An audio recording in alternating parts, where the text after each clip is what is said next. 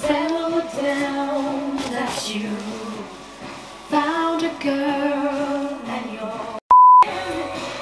Ok Google, arrête les musiques. Merci Google. Comment je commence déjà?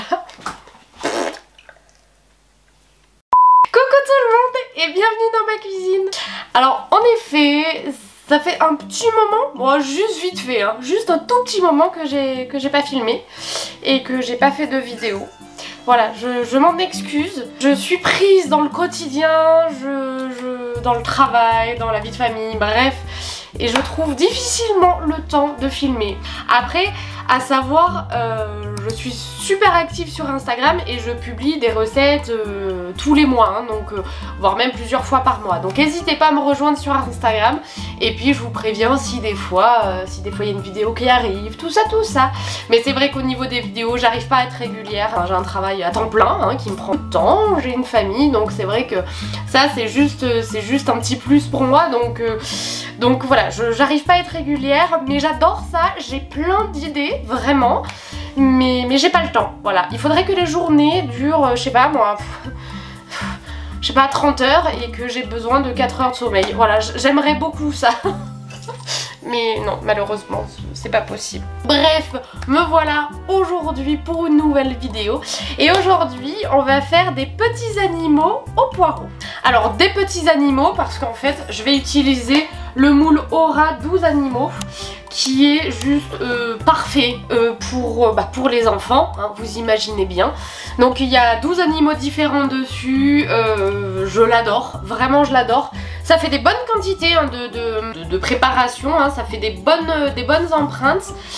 Voilà, mais il est vraiment trop joli. Je l'utilise franchement régulièrement. Ma fille a 1 an et demi, donc ceci dit, au moment où je vais publier cette vidéo, ça se trouve elle aura 3 ans et demi, hein, mais bon après elle adore déjà les petits animaux et donc elle aime bien choisir.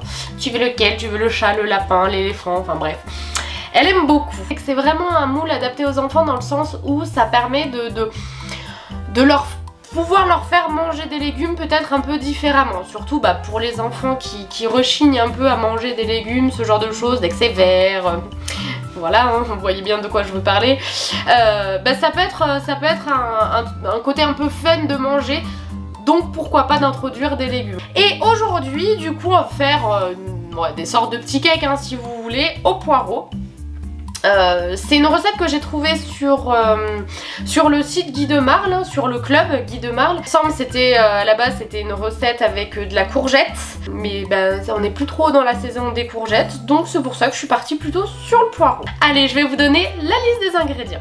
300 g de poireau, 40 g d'huile d'olive, 40 g de beurre, 3 saint-moré, 3 kiri, 3 vaches kiri au choix, 5 œufs, un sachet de levure chimique, 100 g de farine, 150 g de bacon, donc là c'est des lardons, hein, c'est des allumettes de bacon, et 50 g de lait.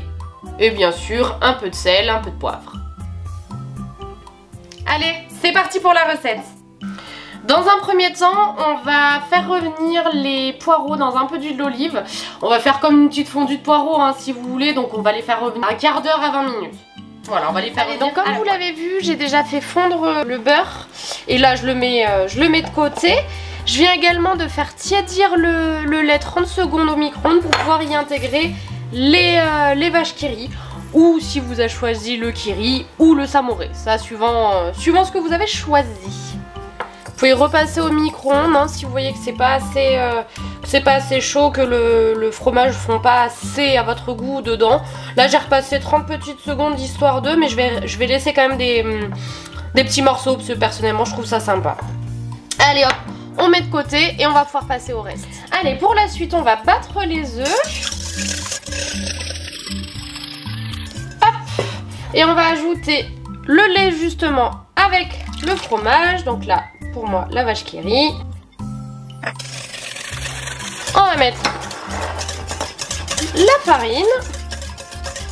Donc là moi personnellement j'ai fait un mélange farine blanche et farine semi-complète.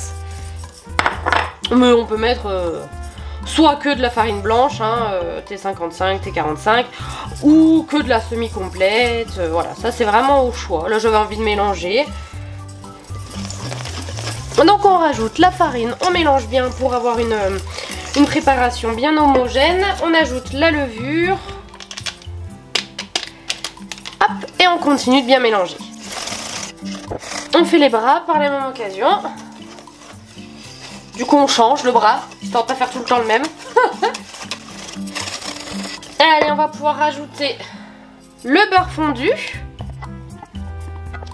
et l'huile. Et on recommence à mélanger. On sale. On poivre, pas trop parce qu'il faut pas oublier qu'il y a du bacon. J'ai également très légèrement salé et poivré la petite fondue de poireaux. Et ensuite on va pouvoir ajouter le bacon et les poireaux. Allez, comme je vous ai dit, on va pouvoir rajouter du coup le bacon. Et les poireaux là qui ont bien réduit. Donc j'ai surtout pris des blancs de poireaux, hein. Les verts je les réserve pour une soupe pour plus tard. On peut également, si on a envie, rajouter du gruyère, du parmesan dans la pâte. Bon là moi je trouve que ça suffit avec la vache qui rit, hein, mais comme d'hab on peut imaginer tellement de choses, hein. Hop, on mélange bien. Et ensuite on va pouvoir garnir nos empreintes. Regardez-moi ça, si ça c'est pas trop mignon. Franchement moi je suis très fan de ce moule là. Je l'attendais avec très grande impatience depuis que je savais que Guy de Marle allait changer sa gamme, qu'on allait passer sur la gamme Aura. J'avais très hâte d'avoir celui-ci pour ma fille quoi. Donc voilà.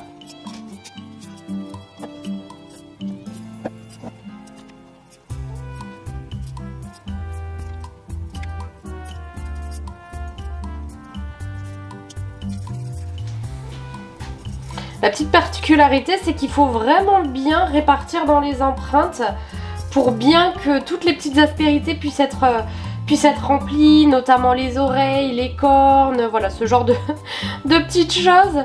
Voilà, pour pas que l'ourson, par exemple, se retrouve avec une oreille en moins, quoi. Voilà, bon, après, est-ce grave? Non, mais bon, c'est moins mignon.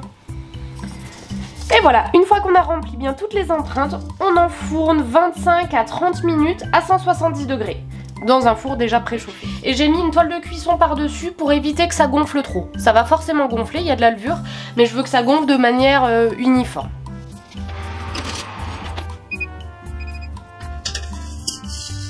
Et voilà, donc au bout de 25 minutes au four, on va attendre que ça refroidisse un tout petit peu pour pouvoir démouler. Allez, une fois que ça a refroidi, on va pouvoir enlever la toile de cuisson. Oh, bah vous voyez, le singe il a perdu son petit nez. C'est chaud. Je me brûle rien que pour vous.